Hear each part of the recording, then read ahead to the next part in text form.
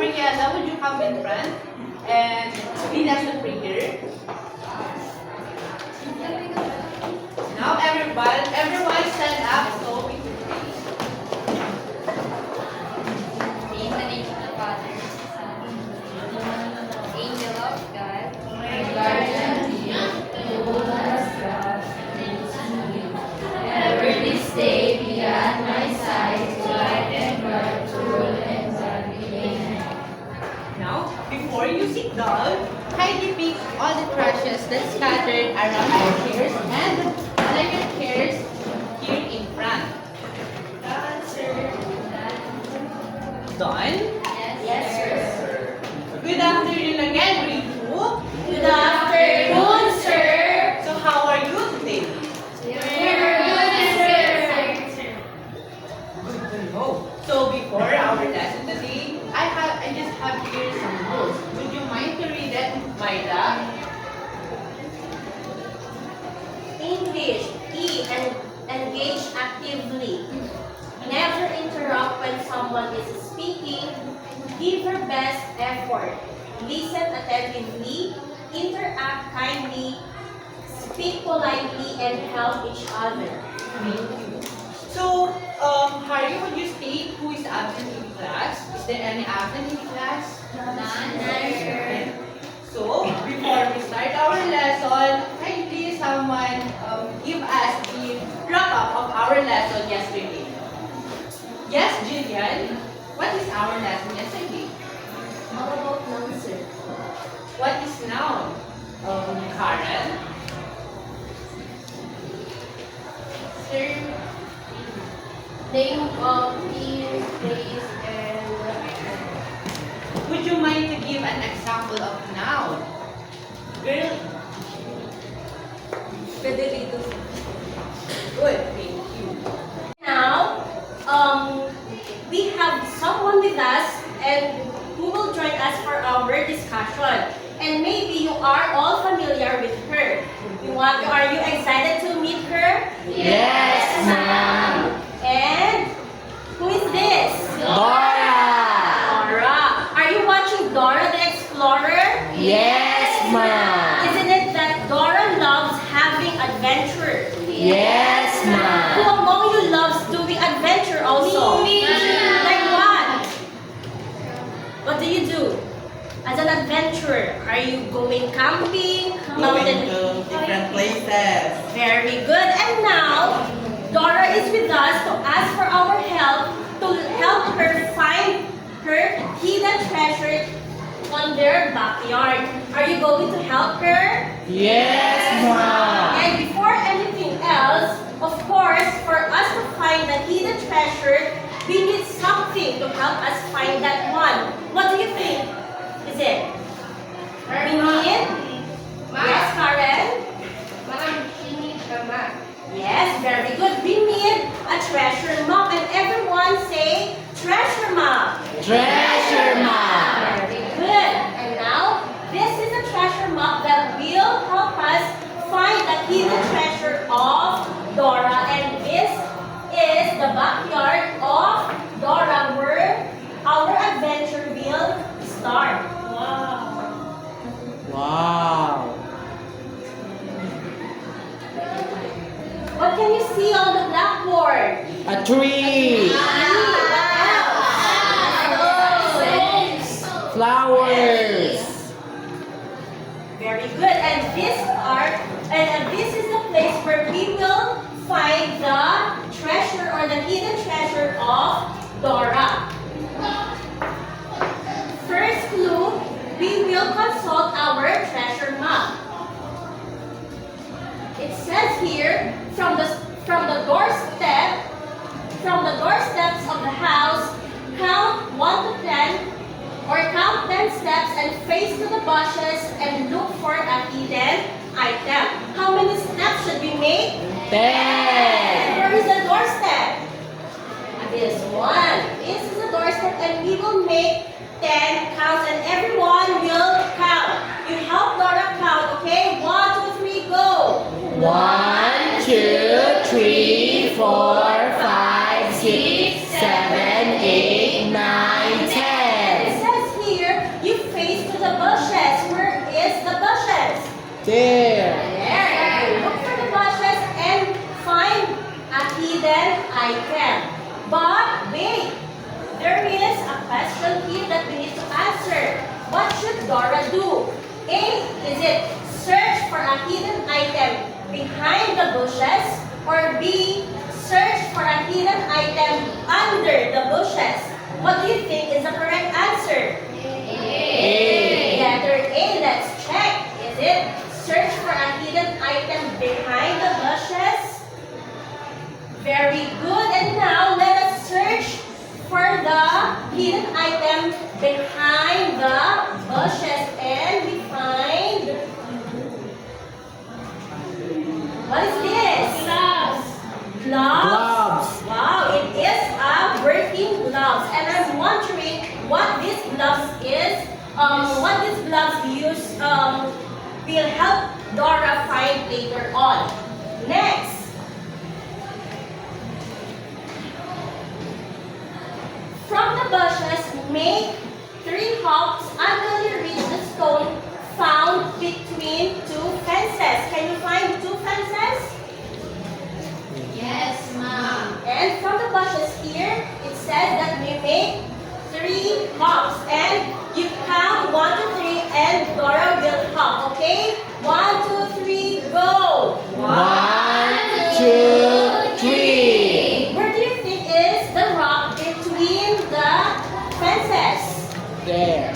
Yes, because we have fence here and a fence here, and a rock is found between them. And we need to answer again another question. It says here, lift the rock to find the hidden item over the rock. Or letter B, lift the rock to find the hidden item under the rock. What do you think is the correct answer? B. Let's check. It is B, correct. Lift the rock to find the hidden item under the rock. And we will lift the rock, and we found, what do you think is this? A shovel. Very good. A small shovel. shovel. And now we have a glove and a Shovel. And now we're ready to dig for the hidden Treasure. Next. It says here, from the rock, look around and you will find the tree near the fence. And from there, dig and you will find the hidden treasure. So, Dora is here and let's look around. Where is the tree that is nearer to the fence? Is this one or this one? That one. Very good. It is the latter one because this tree is nearer to the fence. And now, you count 1, 2, 3 and let's go to the fence. 1, 2, 3, go. 1, 2, 3. And we will dig and we found now the hidden treasure. Very Wow. good, kids. Wow. Thank you for your help. And keep in mind that helping someone is very good for us to accomplish things easily and faster. Before we proceed to our new lesson today, I will read first the objectives that we need to attain at the end of our lesson. So, recognize prepositions in simple sentences. Second, perform action based on given prepositions. And lastly, show eagerness to participate in activities involving the use of preposition. So based on your activity a while ago, do you have any idea of what we are going to discuss today? Okay, can you give it to me, your idea of what we are going to discuss today, Karen?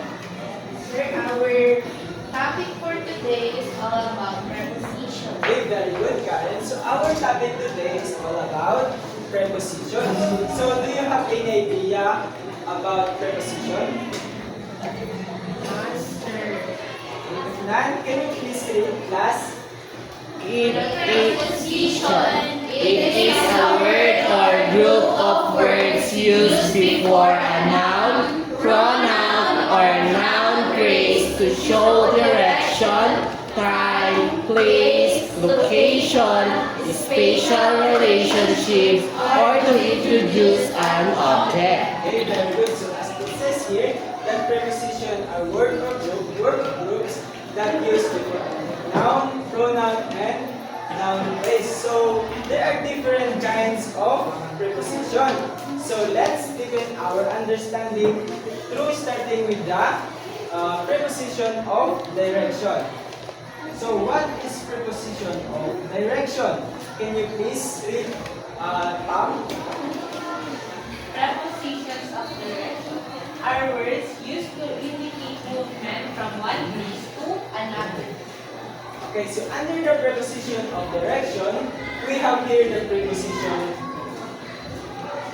preposition along, preposition into, and preposition from.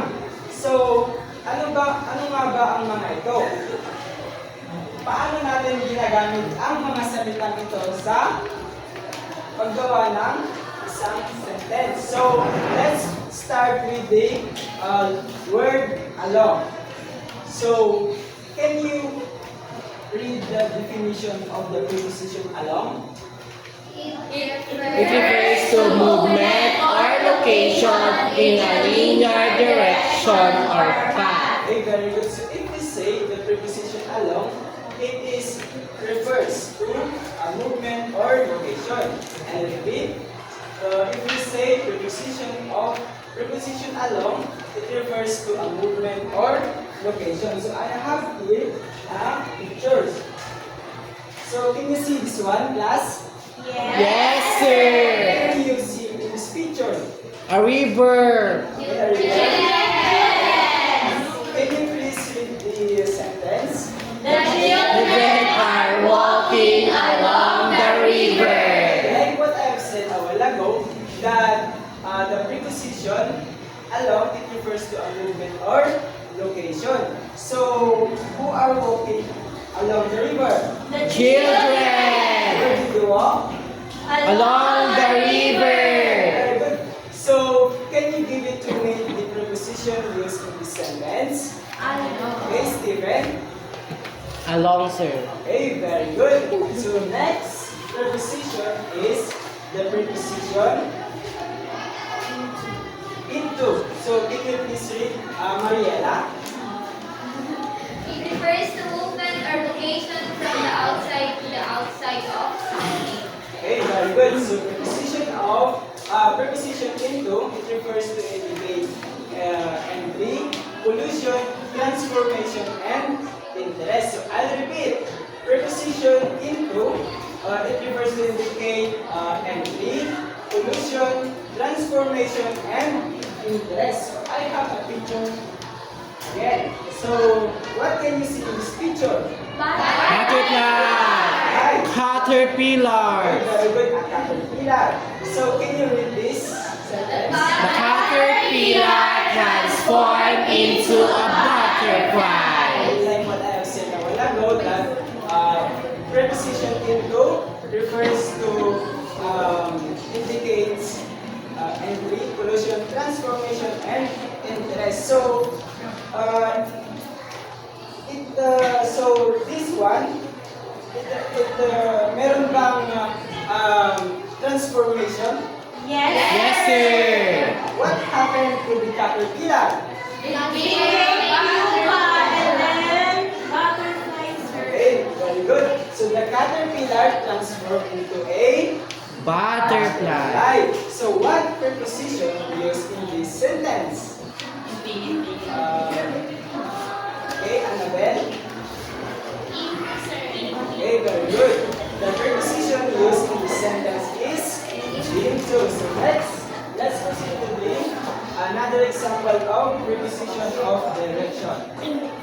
Can you please read LR? Refers to the form of origin and the source of truth. Okay, very good. So if we say preposition from, it shows where something starts. I repeat. When we say preposition from, it shows where something starts. So I have a picture again. So can you see this picture, class? Yes, sir. Can you read the sentence here? Travel from New York to Philippines. Okay, very good. So, where did they came from? This From New York, where did they go? Philippines. So, like what I have said a while back, that preposition from refers to a place or something that where it starts. So, what preposition used in this sentence? From. Okay, very good. So, these are some examples of preposition of direction. Now let's proceed to the next preposition, which is the preposition of manners. So can you please read what is the preposition of manners? It is It's all about a certain thing happen or done. Yes. So this preposition of manner describes how an action is performed, or it tells us how it is done, like the process, the way, and the method. So in the preposition of manners, we have read, which is, let me please read, In, on, by. Yes. But first, we proceed to the preposition of manners, in. Okay. So how do we use the preposition in? Can you please read? We use in when we talk about how something is done with feeling. With feeling. So what are the different feelings or moods? Okay. Like now, Laila, what is your mood right now? Happy, mom. Happy. Can you please use that in a sentence using the preposition in?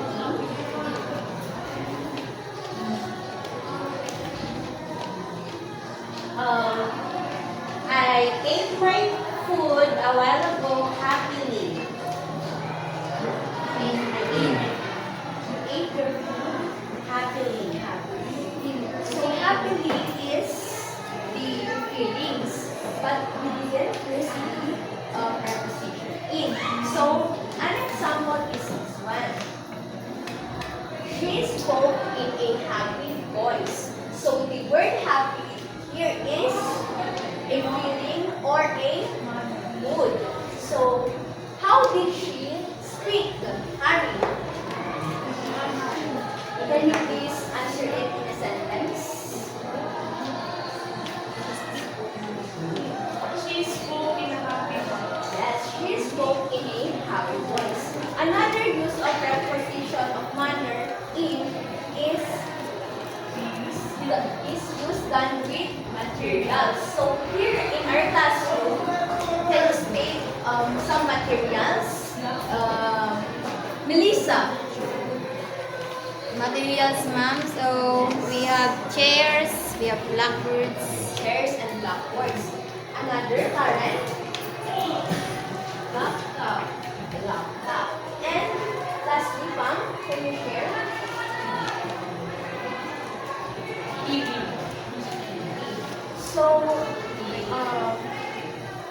next is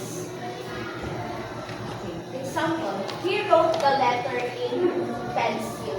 So the pencil here is, what is a pencil? It's Thing. a thing that we used to write the letter. Yes, it's a thing that we used to write a letter. So this is a material. Right? So do you understand now? Yes, ma'am. So can you give me an example of this preposition of manner using a material? Cell.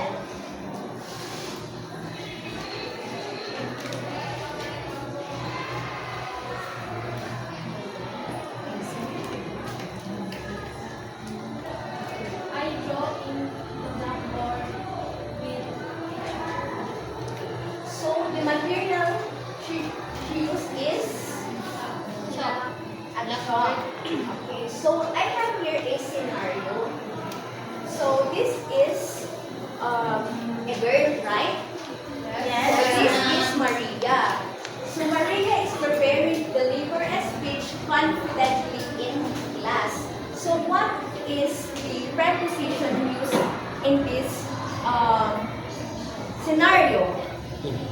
In. In. Because the word confident states as Feeling. a feelings or a mood. Emotion. Next is this. Okay, Stephen.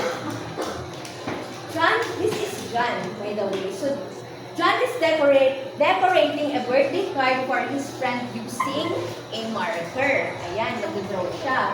So, what is John's action here? Drawing, ma'am. Drawing. But you use markers to To draw. draw. So, the preposition used here is In. very good because it is a material. Next one is the use of preposition of manner on. Can you please read, Leila? We use on when we talk about how something is done on a surface. So, if we are referring to a surface, pwede siyang wall, pwede siyang sa table, sa floor. So, another example of preposition manner is, can you please read, Mariela? We drew a picture on the wall. He drew a picture on the wall. Again, here is Maria. So, what's Maria doing? Writing. Okay. She is writing where? On the table. On the paper. On the paper, yes. So, paper is a Material. material. But, in preposition of manner on it is in the surface that a material. Next one is the use of on a device. Do you have any devices? Yes, ma'am. But you should know how to limit use of gadgets kasi nakakasira siya ng kalusugan. So, this is John. So, nakikita nyo, John is already wearing eyeglasses. So, if we don't limit our use of gadgets, ganito rin yung mangyayari sa atin. So, John is creating a digital card for his friend using on his gadget. So, what is the preposition use? On. On. Very good, Stephen. Because gadget is what? Gadget is a device. Very good. Okay. So this another example. She watched the show on her tablet. They use the preposition on because tablet is a Device. Okay, lastly, we use by to show the method or way something is done. Ito naman, it has the process, the ways, or the methods. So for example, they travel to school by car. So, by here is the preposition of manner. Can you please read Annabelle? Second example. She learned the song by listening to it. Okay, so what is the preposition used here? By By. Very good. So the next preposition that we are going to tackle is the preposition of Place. Would you mind to read the definition of preposition of place, Harry? Preposition of place is referring to a place where something or someone is located. So preposition of place is referring to a place where something or someone is located, and preposition of place always answers the question where. So always give keep in mind that preposition of place always answers the question word. And some prepositions used to identify the preposition of place are, would you mind to read it? At, to, in, and on. So, here are the commonly used in order for us to or magamit the preposition of place. And here is an example of preposition of place using at. Would you mind to read it, Mariela? Tom is waiting his sister at the back. So, Tom is waiting his sister at the back. Where is Tom waiting? Saan siya naghihintay? Yes, Stephen. At the bank, sir. That's correct. So, Tom is waiting his sister at the back. So, what preposition did we use? At.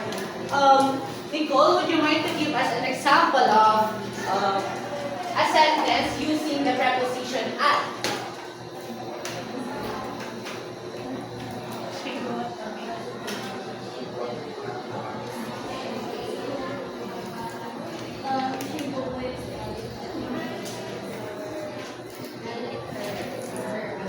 I was waiting for my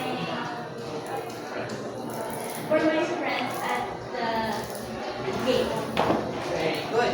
So, Nicole is waiting her friend at the gate. Is she correct? Yes, sir. So, the next preposition of place is new preposition to. So, the examples that is present here is she walks to the store. So, where did she walk? To the store. And what preposition did we use? To. Giselle, would you mind to give us an example using the preposition to? I am going to the bookstore. Very good. So Giselle is going to the bookstore. So where Giselle, saan pupunta si Giselle? To the bookstore. So what preposition did we use? To. Very good. So the next preposition is the preposition on. So would you mind to read it, Jessa? Would you mind to read what is being presented here in front? Places of place or on. For example, I put my handkerchief on my dress. So, I put my handkerchief on my wrist. So, where did he put his handkerchief? On my wrist. On his. So, what preposition did you use? On. James, would you mind to give us a sentence that the preposition on is being used? Very good. So James sat on the floor. So where did James sat on? The floor. And what preposition did we use? On. Very good. So the next preposition is the preposition in. Would you mind to read that, Stephen? Kevin is studying in the library. Where is Kevin studying? In the library. What preposition did we use? In. So Annalisa, would you give us another example of preposition using the word in? I find my foot in the grocery. So Annalisa bought her food in store. In the store. So what preposition did we use? In. Very good. And now, let us proceed to the next kind of preposition, and that is the preposition of time.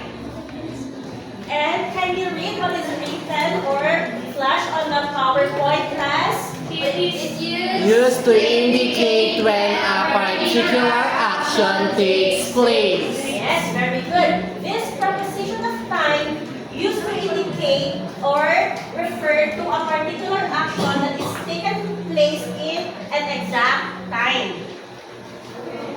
And this preposition happens in a specific time, period, or recurrence. And the most common prepositions of time are in, on, and at. And if you notice that we use it already in the previous kinds of preposition. But now, let us try to learn how we use prepositions in, on, and at, indicating time.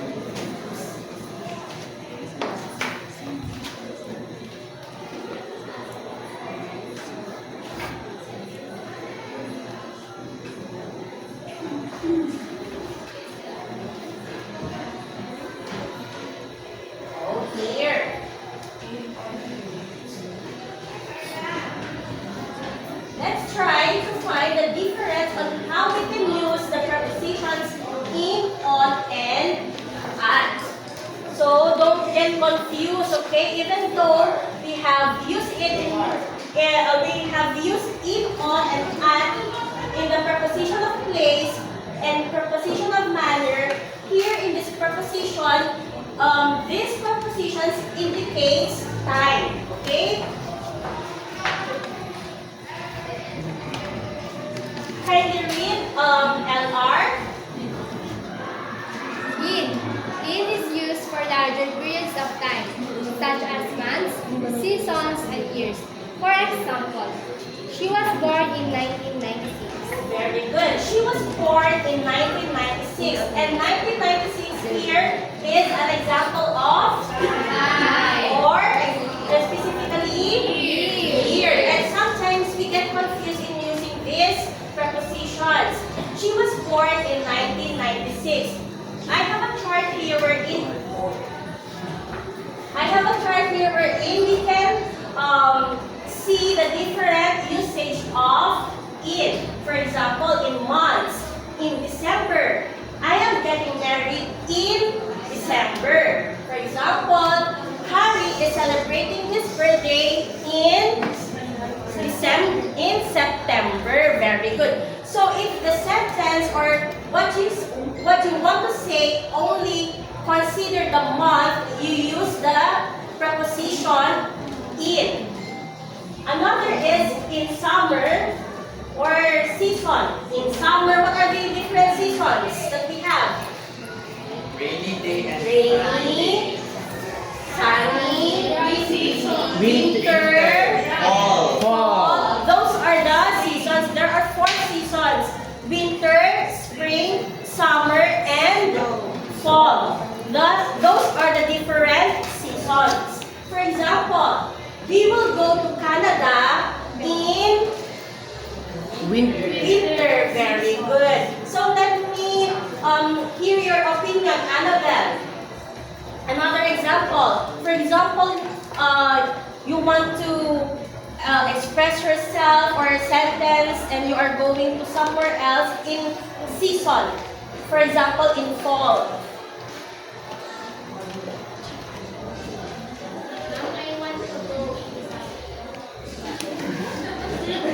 You want to go in Baguio to Baguio when do you usually go to Baguio? Summer, because Baguio is very cold place. Yes, and it is the summer capital of the Philippines. That's why a lot of people go there in summer. Very good. It also pertains in years. We used it already a while ago. Centuries and long periods like Middle Ages, and here for other expressions like in the afternoon, in the morning, in the evening, we use the preposition in. Okay. Now, let's proceed with the preposition on. Who wants to read? Yes, Stephen? Used for specific days and dates. For example, the test is on Tuesday. Very good. Here in the preposition on, we use it for specific or yung talagang exact day or dates ang gagamitan natin ito. Like here, the test is on Tuesday. Another example. Who wants to give another example? Like, for example, Annabelle is going to Baguio on September 12. Like that. Yes, Annalisa? Maricar's birthday is on December 13. Maricar's birthday is on December 13. Where is Maricar? Let's greet Maricar. Happy birthday! Happy birthday to you. Happy birthday to you. Okay, let's proceed. Here we have another chart that shows on how to use the preposition on. And on exact day, we know the different days of the week. What are the different days of the week? Monday, Tuesday, Wednesday, Thursday, Friday, Saturday, Sunday. Good. Dates, alam naman na natin yun, di ba? Yes. And repetitive days like on Saturdays, on Republic Day, and so on and so forth. Now let's proceed with preposition at. Who wants to read? Yes, Mariela? It's for specific times such as hours or minutes. For example, the show starts at 7:13 p.m. Very good. The show starts at 7:30 p.m. When will the show start? 7:30 p.m. At 7:30 p.m. Here are some examples of preposition at. Specific time at 7 o'clock, at 10:30, at noon, at midnight. Basta nag-i-indicate ito ng exact time, we use the preposition at. Very good. Now, let's proceed to the preposition of position. So, can you give your idea about what is preposition of position, Shane? So, preposition of position are words that describe the location of someone or something. Very good. The preposition of position describe the words that locate at, again, what did you say, Shane? Preposition of position are words that describes the location of someone or something. Very good. Describe the location of someone or something. So here we have three examples of preposition of position. Kindly read. Everyone. The preposition under. This one. Under, behind, below. Very good. Now, I have a backup book here.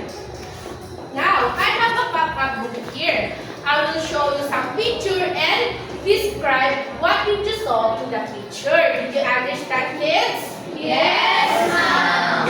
Okay, now, let's start with the preposition under. Okay, now, what did you see in this picture? The boy. Okay, Annabelle. The boy is hiding under the bed. Very good. The boy is hiding under the bed. What preposition of position did we use? Under. Very good.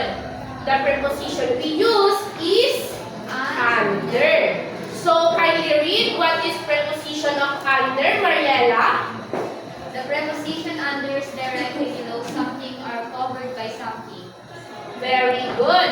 The preposition under is directly below something or covered by something. Now, kindly give another example of preposition under. Annalisa. The cat is under the table. Very good. The cat is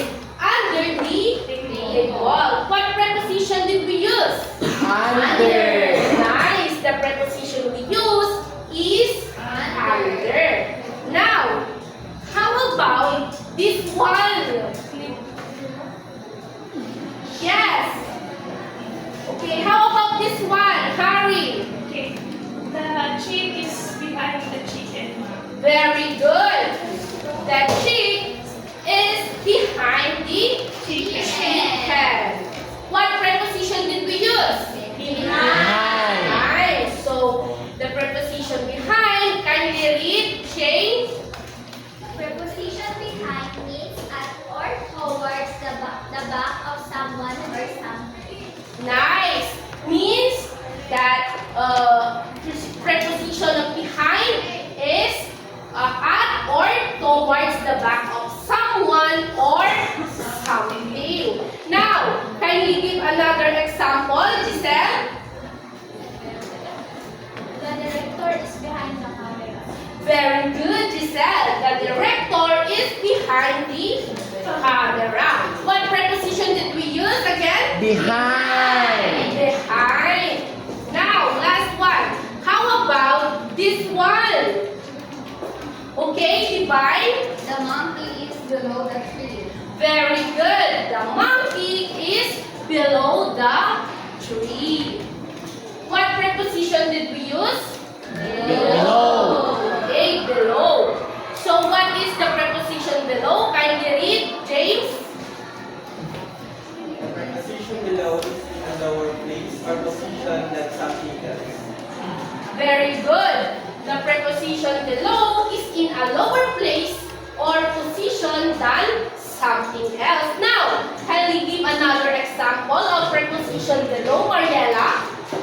My mouth is below my nose. Very good. Her mouth is below. I'm sorry. Her mouth. Her mouth is Below. Her nose. Her nose. Her mouth is below on her. Yes, very good. So those are the preposition of position.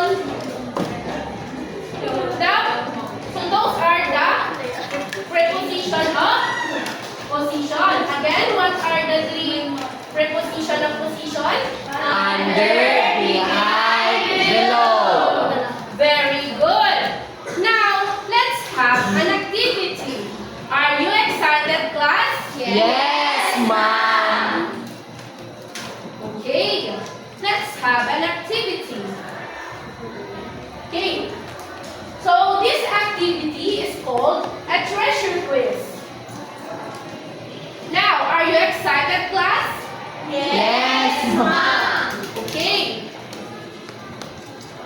Now, I will call a name and he or she will be going to choose a box and answer the question inside the box. Okay, who wants to try? Yes, Stephen. Well, oh, yes. Yes. Ma'am, the fifth one. Okay, number 5. Let's see. Wow. Okay, kindly read, Stephen. The boy sits blank his friend What is the answer, Stephen? beside. Okay, let's see. Wow, very good, Stephen. Okay, another one. Who wants to try?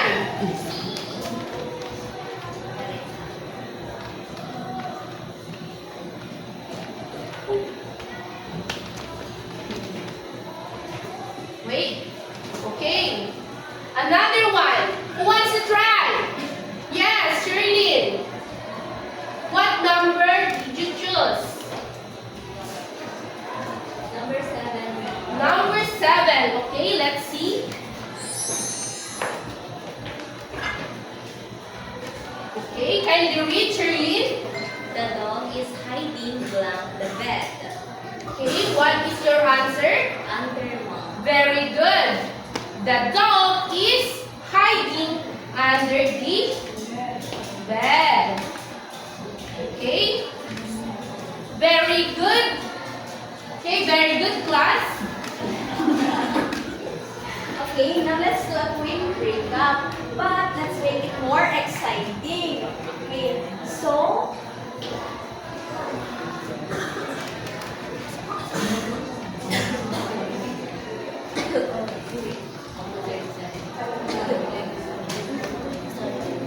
Nakalimutan pala. So, oras na ito. can you please read? Tell me where the orange is. So I'll do it first and then tell me where the orange is, okay? Is that clear? Yes, ma'am. Okay, so if we say on, the orange is At the top. at the top, in, under, and Bye. by. So let's sing it together. Okay, so on, in, under, by, on, in, under, by, on, in, under, by. Where is the orange? Divine. Is divine correct? Yes, ma'am. Let's try once again. On, in, under, by, on, in, under, by, on, in, under, by. Where is the orange? Glenda. Under. Is Glenda correct? Yes, ma'am. Another one. On, in, under, by, on, in, under, by, on, in, under, by. Where is the orange? Maricar. Where's the orange Maricar? Inside the box. Correct. So last one. On, in, under, by, on, in, under, by, on, in, under, by. Where is the orange? Mariela. The orange is? The orange is by the. Okay. Now we will be having an activity. So can you please read the instruction? Get. Fill in the blanks with the correct preposition. In, at, on, along, from, into, under, behind, near, during, and before. So do you understand this? Yes, sir. So I will give you 3 minutes to answer this activity. Answer. Okay, very good. So before you go home, can you bring out your assignment notebook and copy this? Dancer. Okay, we are all done. Let us all stand and let us pray. Amen.